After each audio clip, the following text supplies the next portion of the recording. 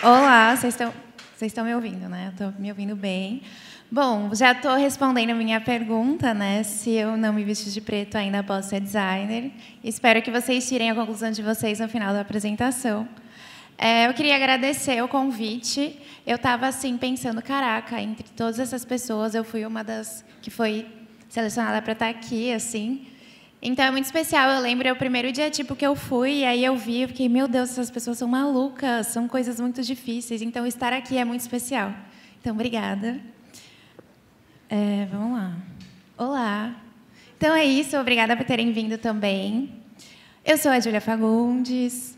Sou designer independente, diretora de arte, professora, também tenho curso na Doméstica, um curso sobre identidade visual para projetos sociais. Também palestro, né? Então, hoje, no caso, estou aqui. Também, às vezes, sou jurada de alguns concursos. Também crio conteúdo, então, faz parte também, né? Fazer o quê? E lá em 2020, eu ganhei o Prêmio de Talento Jovem da América Latina.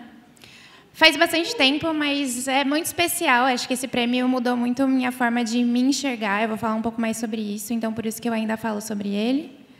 E esta sou eu, em 2017. Eu sou ruim de matemática, eu tenho, enfim, não faz questão de falar a minha idade, mas faz um tempo. E aí, mesmo que eu esteja sorrindo nesta imagem, eu não estava feliz. Essa foto eu tirei no meu estágio no estúdio da O, inclusive quem não conhece, conheça, eles são incríveis. E eu lembro que eu estava meio que numa crise, porque eu estava na faculdade e todos os dias eu via esse tipo de coisa, e não pela frase em si, a frase está falando se você pode fazer uma coisa, você pode fazer qualquer coisa com design. Enfim. Não é exatamente sobre isso, mas eu trouxe muito mais pela estética. Essa estética modernista e tudo mais, eu via absolutamente todos os dias na faculdade. Assim, nada contra, eu sei que, né, a galera é boa mesmo. Mas, quando eu saía para pegar o meu ônibus e voltar para casa, eu via esse tipo de coisa. Ou esse outro tipo de coisa. E aí eu ficava, caraca, por que eu estou estudando, sendo que nada que eu vejo na faculdade lindo eu via na rua, tipo, em nenhum lugar. Então, eu fiquei me perguntando que diabos eu estou fazendo na faculdade, né? Será que é sobre isso, né? Será que é sobre eu pegar aquela placa horrível, que eu aprendia como horrível, e deixar ela bonita, com Helvética, essa fonte perfeita? E aí, analisando, eu fui entendendo que não sei te dizer exatamente se tem um certo ou um errado, um bonito ou feio. Eu fui percebendo que não era sobre isso e que tudo dependia muito do contexto, né? Então, sei lá, essa placa aqui é do Andorinha, o barato de cada dia, o melhor mercado, brincadeira. Mas assim, é um mercado que fatura muito. Então, eu fiquei pensando, cara, será que se eu colocasse essa placa na Andorinha ia vender tanto quanto está vendendo? Enfim, questões. Então, tudo depende muito do contexto e do ponto de vista de quem está vendo a placa, quem está lá na Andorinha e não vai se identificar tanto com a Helvética, ou quem está no Mambo e não vai se identificar com outro. E também de quem está fazendo, desse designer, desse letrista, enfim. E aí, isso foi muito importante para eu conseguir me enxergar mais no design. E eu sei que parece um pensamento muito simples, mas é muito triste pensar que eu precisei passar por tudo isso para finalmente conseguir me enxergar no design. Porque essa minha sofrência não era só por isso, mas também por não me ver nesse lugar, não ver outras pessoas como eu ali. Então, eu comecei a enxergar o design. Se antes eu via o design como o final das coisas, eu entendi que se eu visse ele como uma ponte, ele me ajudaria a conectar o contexto com as pessoas, entendendo que eu posso sempre mudar o contexto e falar sobre coisas do meu contexto. Porque a nossa criatividade ela se expande quando a gente fala sobre o que a gente vivencia na nossa vida. E isso serve tanto dentro do design quanto fora também, sabe? Então, em outras palavras, eu vou mostrar uma identidade que eu desenvolvi para a 13ª Bienal Internacional de Arquitetura de São Paulo. E eu acho que ela é um bom exemplo de tudo isso que eu estou tentando falar, sabe? Acho que foi a primeira vez que eu literalmente peguei referências do meu universo que não tinha a ver com Behance, design e tudo mais, e fui testar para ver o que ia dar. Então, eu fiquei pensando, tá, quando uma pessoa de fora pensa em São Paulo, o que talvez ela imagine? Aí eu pensei, talvez a Ponte Estaiada, ou talvez, sei lá, Parque Ibirapuera, Avenida Paulista. Mas eu pensei, tá, para mim, São Paulo não é isso. O que eu, Júlia, penso? Penso nessa imagem, é uma imagem do meu antigo quarto na casa da minha mãe, que é perto do Horto Florestal. Então, é uma área muito florestada, que tem montanhas e tudo mais, e que possivelmente pessoas fora de São Paulo que não conhecem a região não associem. Também lembrei muito dos compros ouros que ficam no centro da cidade, ou muitas plaquinhas feitas à mão, ou muita pichação, muito grafite, que em São Paulo, e bem como em outras cidades também é muito comum. E aí, o cliente, a única coisa que eles tinham me passado era isso: Júlia, você tem que imaginar que a cidade é como se fosse uma grande trama de tecido. Literalmente. Então, imagina que na cidade a gente tem muitas histórias que se sobrepõem, histórias dos lugares, tipo, o bairro da Liberdade, por exemplo, que é um bairro em São Paulo, que tem muita ligação com a população negra, mas essa história foi sobreposta pela história da população oriental. E aqui anda falando, bom ou ruim. É isso, uma história sobrepôs a outra, e é isso. Isso acontece em vários lugares e nas cidades no geral. E também tem a questão de pessoas de classes sociais diferentes convivendo no mesmo espaço. Então, quando a gente fala sobre trama, é essa coisa toda entrelaçada mesmo. E aí, para isso, a minha primeira referência para esse projeto foi a colcha de retalho. Por quê? Essa edição da Bienal foi a primeira edição depois da pandemia. Então, a gente estava naquele, o que é o novo normal? Meu Deus, as pessoas vão se comunicar, elas ainda vão se abraçar? Enfim. Então, eu queria que essa identidade ela trouxesse um pouquinho de quentinho no coração das pessoas. E eu acho que não tem nada mais quentinho que a nossa avó. E aí, a colcha de retalho, eu não sei para vocês, mas para mim me lembra muito a minha avó, então por isso foi a minha primeira referência para esse projeto. Além dessa questão conceitual, esteticamente, ela fazia muito sentido porque são vários retalhos, várias texturas diferentes que juntas formam um todo, exatamente o que acontece com a cidade. E eu também queria uma identidade que fosse colorida, enfim. A segunda referência foram os tecidos quentes, são tecidos de Gana. E eu sempre, quando eu penso nas referências, não são referências só pensando no visual, mas muito pelo conceito.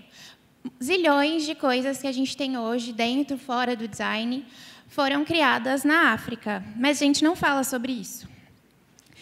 Então, eu trazer uma referência africana dentro de um contexto de arquitetura é um pouco nesse sentido. Além disso, os tecidos quentes eles são super simétricos, geométricos e tem esse contraste de cores, que era uma coisa que eu queria trabalhar na minha identidade. E, por fim, eu também trouxe os bonés de crochês. Eu não sei aqui, mas em São Paulo, nas regiões periféricas, eles são muito comuns. Inclusive, eu sugeriria de vocês procurarem no YouTube, no TikTok, depois as pessoas fazendo. É bem interessante, porque, às vezes, elas tentam copiar algumas marcas específicas, mas eu, particularmente, acho que fica melhor do que o das marcas, tipo Quicksilver, Ciclone, enfim. E aí tem esses quadriculadinhos, então tem várias texturas interessantes. E aí, claro, conceitualmente também falando, eu queria que a arquitetura lembrasse que regiões periféricas também entendem de arquitetura. E aí, pensando na identidade, eu quis trazer cores muito vibrantes, pensando naquilo da pós-pandemia. Eu queria que as pessoas vissem e falassem, gente, que coisa linda é essa? E aí, sim, ela se aproximasse e entendesse que eu estou falando da Bienal. Então, eu fui trazendo várias texturas que elas vão se sobrepondo. Aqui, se vocês lembrarem do boné de crochê, dá para lembrar, então, dos quadradinhos. E aí, aqui, nessa parte da tipografia, eu sempre brinco que eu penso o que minha professora de tipografia não ia querer que eu fizesse, e aí eu faço. E aí, nesse caso, eu misturei 3 fontes completamente diferentes. E, sim, eu estou usando a Poppins. Vou até comentar sobre isso. Aqui foi um caso muito não curioso, acho que é bem comum. Gente, o cliente não tinha um designer para cuidar dessa identidade, então eu tenho que ser racional. Eu não posso querer usar a fonte paga, linda, perfeita, porque depois ele não vai ter Illustrator, Glyphs ou sei lá o quê para ele usar. E aí ele só vai ter o Canvas ou o Google Apresentações. Então, eu tive que ser racional e usar a Poppins Querida, porque era uma fonte que tinha no Google Apresentações. Então, Para o título, eu usei uma outra que chama Anthony, porque ela me remete muito a uma coisa costurada. Ali a Minipex, que eu achei que, tipo assim, nossa, eu não conhecia a Minipex, eu pensei, nossa, que fonte estranhinha, eu adoro fontes estranhinhas. Vou usar essa fonte estranha para texto, porque eu vou ser inovadora. E aí depois eu descobri que ela é ótima para texto, mas enfim. Usei essas duas, mas a Poppins foi muito nesse lugar. Então, depois eu criei templates com PNGs e a área de texto, adicionei o espaço para eles conseguirem usar Poppins e manter a identidade devidamente, dentro do possível. Aqui umas aplicações. Aqui dá para entender um pouco mais essa mistura tipográfica que eu fiz. Obviamente, foram só para textos curtos. Para textos longos, foi mais a Minipex mesmo. Aí, aqui, algumas sugestões de aplicações das redes sociais, que aí foram os templates que eu comentei.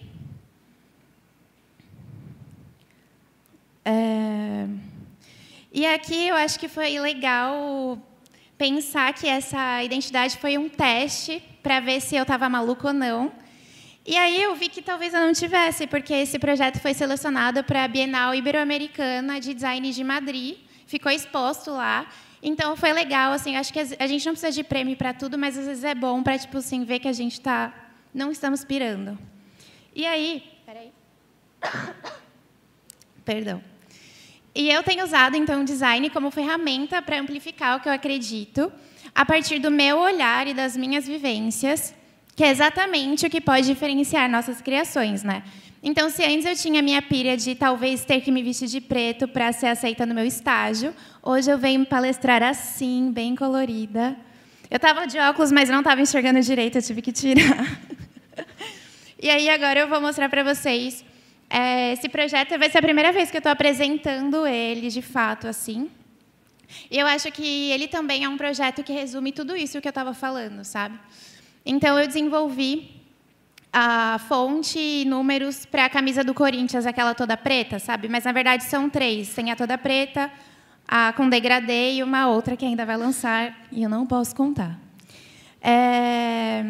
Esse projeto foi uma doideira. Eu estava viajando, e aí, do nada, a Nike, que eu nem sabia que eles sabiam que eu existia, me mandou uma mensagem convidando para uma apresentação.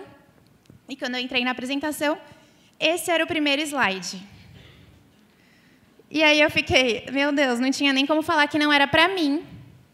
Então, eles me convidaram, né, e aqui falando por que eles achavam que eu tinha que ser essa pessoa que fosse fazer essa fonte. Um detalhe, eu nunca tinha feito uma fonte. Mas aí, claro, muito menos em 2 semanas. Mas, assim, cara, se eles estavam acreditando que era eu, quem sou eu para falar que não era eu, né? Então, bora. Eu falei, ok. E aí foi bem interessante, porque, de fato, eu acho que tinha muito a ver com a minha forma de trabalhar, que é com muita pesquisa. E foi legal porque o cliente fez a lição de casa também. Então, eles já chegaram com referências. Então, eles falaram, Júlia, a gente queria muito que essa fonte, assim, só coisa simples. Essa fonte que você vai fazer em 2 semanas, a gente gostaria... Peraí. Rapidinho. Nossa, obrigada.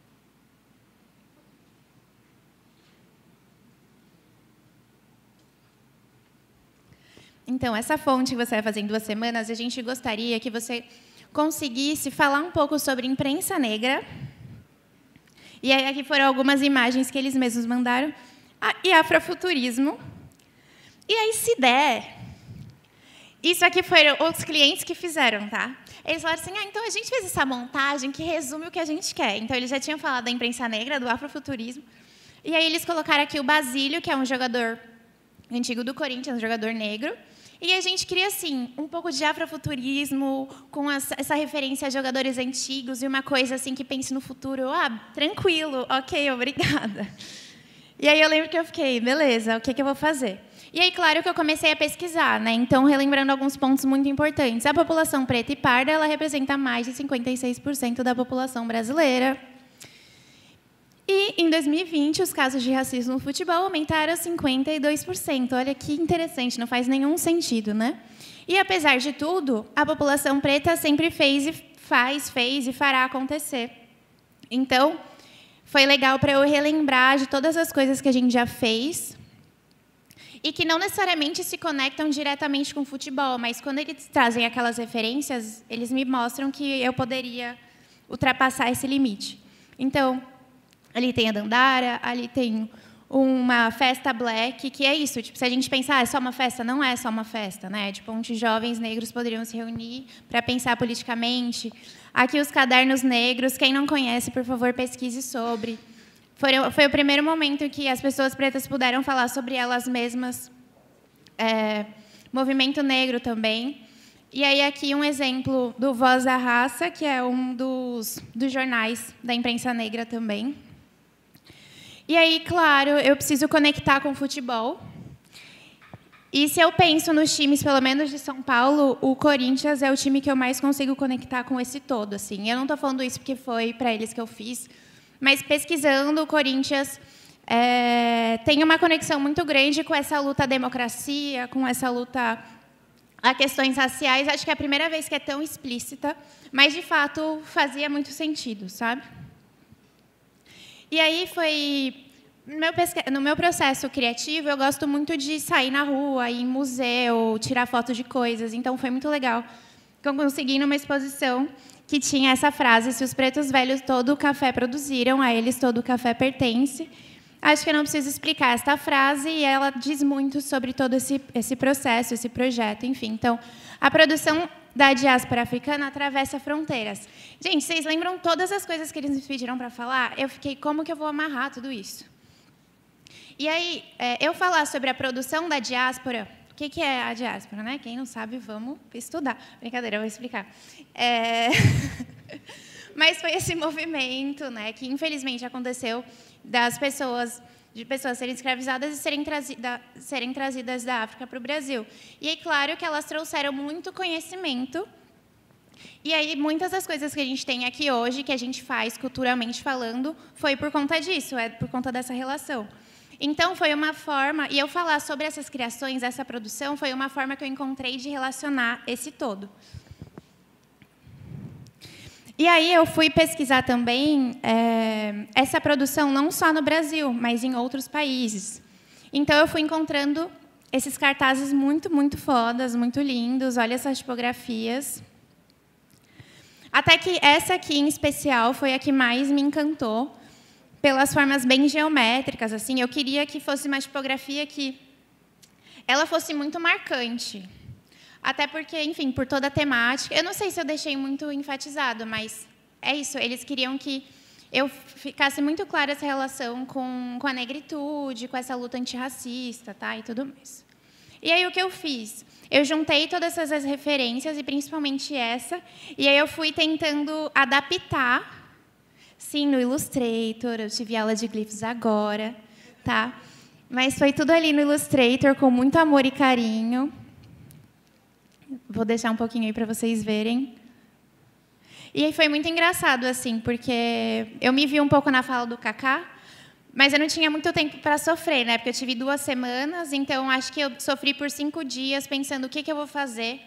Aí eu comecei a tentar desenhar, enfim, foi muito engraçado. E aí, até o momento, falei, cara, se eu abrir logo esse Illustrator e começar a testar. Quantos minutos? Ah, beleza, 15 minutos vai dar certo. E aí, até que ela veio aí. Nasceu a Tributo. Foi muito engraçado que ela nasceu, e até hoje eu, tipo assim, meu Deus, eu fiz mesmo. Então, é isso, essa fonte autoral chamada Tributo. Pensando o tributo, porque vem muito dessa ideia do tributo aos jogadores antigos, o tributo a toda essa história que eu contei até aqui. Então, aqui ela bonitinha, com os acentos dela. Aqui, como ela funciona aplicada ali no timão, por exemplo. Tem essa coisa dos acentos muito específicos, com uma personalidade muito grande. Eu queria que fosse essa fonte bem bruta mesmo, então, por isso que ela tem essas pontas.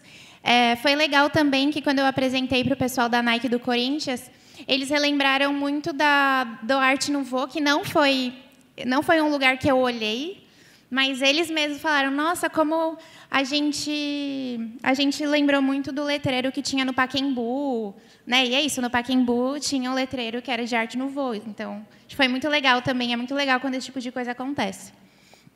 Aí aqui só para mostrar para vocês um pouco de como eu tinha imaginado as aplicações. E ela, intencionalmente, mesmo que ela seja bem geométrica, ela é esquisitinha mesmo. E eu já falei que eu gosto dessas fontes esquisitinhas, e é óbvio que eu queria que a minha fosse. Porque eu queria que eu conseguisse mostrar um pouco dessa manualidade que tinham em todas as referências que eu mostrei. Então, mesmo que eu tenha feito ela no vetor, eu queria que, sim, esse 3 ficasse tipo, nossa, será que é um 3 maior que o 6? Era intencional. E aí, além da fonte, eu queria muito trazer algo a mais, uma textura ou algo do tipo. E aí eu fiquei pirando em pensar que o indivíduo ele é uma potência para formar o coletivo. Então, cada jogador juntos forma um time, por exemplo. E aí, o que eu pensei? Cara, que foda pensar... Desculpa falar um palavrão, né? Mas, enfim, que legal pensar que o Corinthians, ele... Assim, para muitas pessoas, não sei se para vocês, mas durante a minha pesquisa eu fui vendo que para muitas pessoas o futebol é tipo assim, tudo. Teve um cara que falou assim, o dia mais importante da minha vida, eu não sei te dizer se foi quando minha filha nasceu ou quando o Corinthians ganhou a Libertadores. É verdade. Ou seja, o Corinthians estar falando sobre essa temática era muito importante, porque seria a primeira vez que esta pessoa estivesse vendo algo sobre racismo, por exemplo.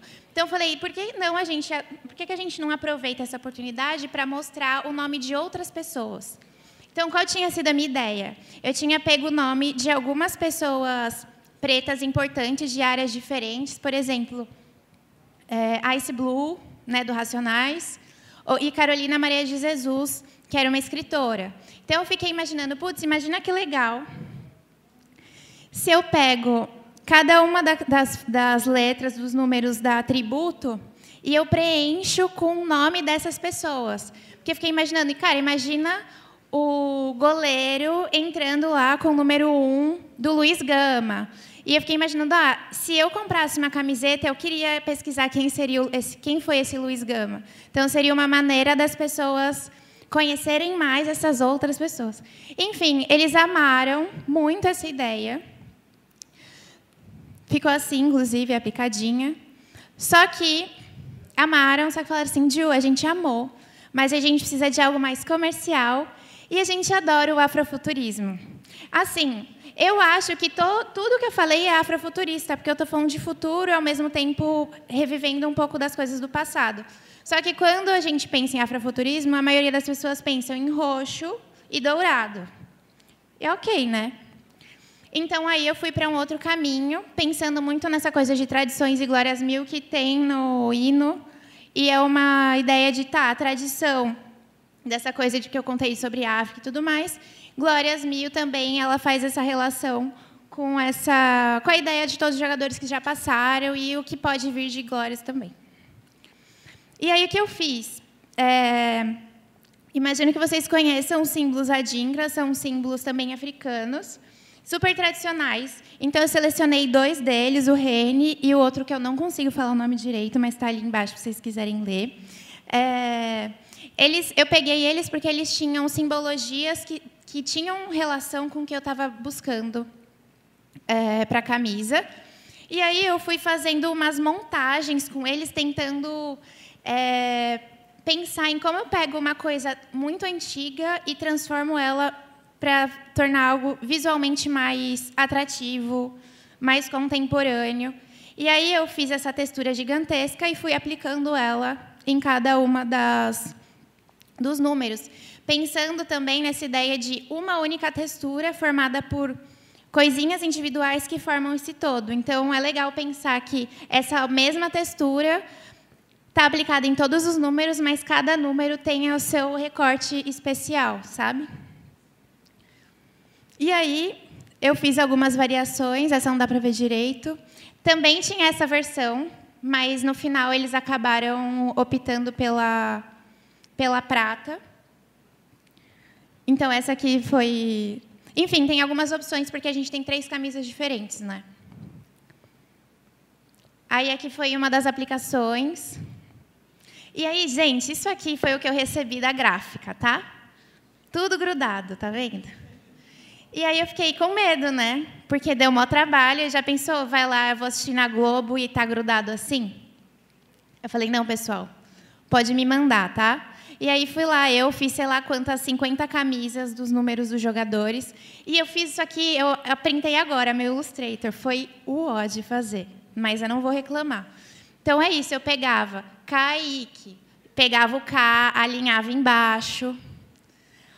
E aí eu fui entendendo que, tipo assim, entre o E e o D, eu preciso de um espaço. Só que entre o D e o O é outro espaço. Gente, foi uma maluquice. Se alguém abrisse, ninguém ia entender meu arquivo, só eu entendia. Mas deu certo. Então, tá vendo? Eu tive até que diferenciar por cor, porque era muita coisa. E aí rolou, assim, deu certo, mandei para eles todos os números e nomes. Só que sempre quando aparece o jogo na TV, eu não fico olhando para se fez gol ou não, eu fico olhando para ver se está certo. Porque entra jogador novo e não dá para ficar fazendo toda vez que entrar um jogador. Aí aqui essa imagem foi logo quando lançou, assim, foi um teste que eles fizeram, mas acho que ela é muito especial para mim, porque foi a primeira vez que eu vi mesmo impressa. E aí, esta imagem, mandaram no grupo do Dia Tipo, vai dar certo o tempo. Álvaro, perfeito, muito obrigada. Que assim, cara, essa camisa não é original, só que acho que minha alegria é maior ainda quando eu vejo esse tipo de coisa, porque significa que o objetivo foi alcançado, não de vendas na Nike, perdão, mas nesse sentido das pessoas se conectarem, das pessoas se enxergarem nesse lugar a ponto delas fazerem uma camisa e usarem essa camisa aqui em Belém.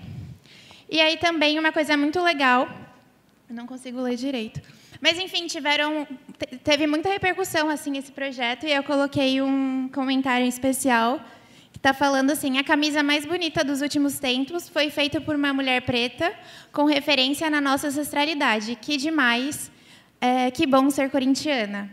E acho que foi legal assim pensar nesse comentário porque acho que ele responde a minha sofrência lá do começo, sabe? Então, em conclusão, se eu não me vestir de preto, ainda posso ser designer? Sim, por favor.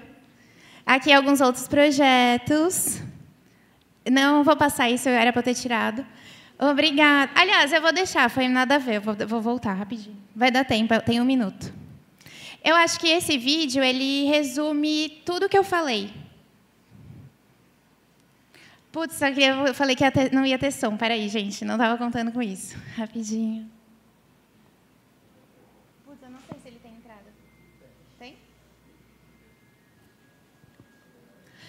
Então, esse vídeo ele fala muito sobre essa coisa que eu falei, de andar na rua e tentar considerar muito das nossas vivências, nossas relações para os nossos projetos. Criei essa série para compartilhar algumas das minhas principais referências visuais, e a de hoje é a feira. Passei um tempão tentando me encontrar nas referências que via como formais, até que entendi que o que me diferenciava de outras criações eram justamente minhas referências, minhas vivências e minha história. Desde então, entendi que o lugar onde eu mais vou aprender sobre design e direção de arte é na rua. E vir à feira me ajuda a sempre me lembrar disso. Aqui eu rio, observo e aprendo muito sobre tendências e sobre pessoas que são completamente diferentes de mim. E design é exatamente sobre isso, não? Eu acho que tem um ponto que eu gosto bastante desse vídeo, que é sobre isso desse andar na rua. Cara, é isso. Se a gente olhar para cá, no lugar que estamos agora, somos todos muito parecidos no sentido de gostos, de coisas que a gente está vendo. Eu acho que quando a gente sai na rua e vê, sei lá, o que a tia Vera está consumindo, o que a tia Vera está falando, é muito bom também, porque nem sempre a gente vai criar para pessoas como a gente. E agora sim, acabei. Obrigada.